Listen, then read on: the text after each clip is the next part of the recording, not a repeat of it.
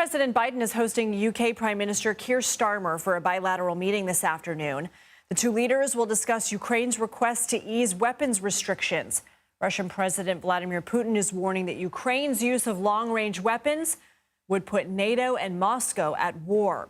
Let's bring in senior White House correspondent Weijia Jiang from the White House. Weijia, it feels like President Biden has been amenable after a certain amount of time to giving Ukraine what it wants. We've seen that with certain aircraft. We've seen that with the ability to strike just within Russia's border. How likely is it that it will happen this time in terms of targets deeper into Russia?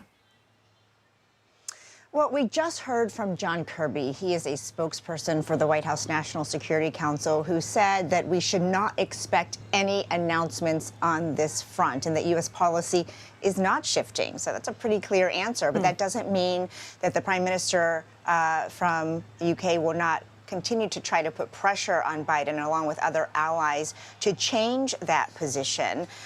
But Kirby said that there's no change to our view on provision of long-range strike capabilities to Ukraine to use inside of Russia.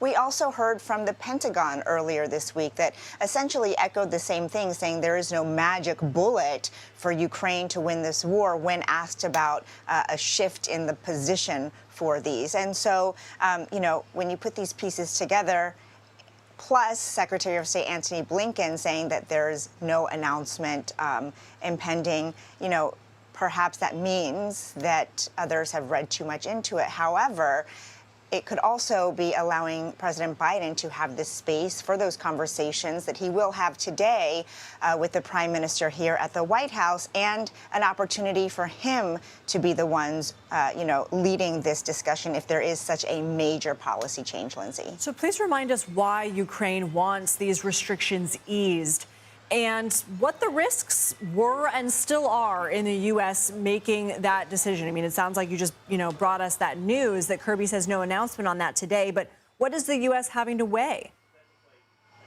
Well, of course, Ukraine received its many weapons that it is using in this war from the U.S., from Western allies, from NATO allies.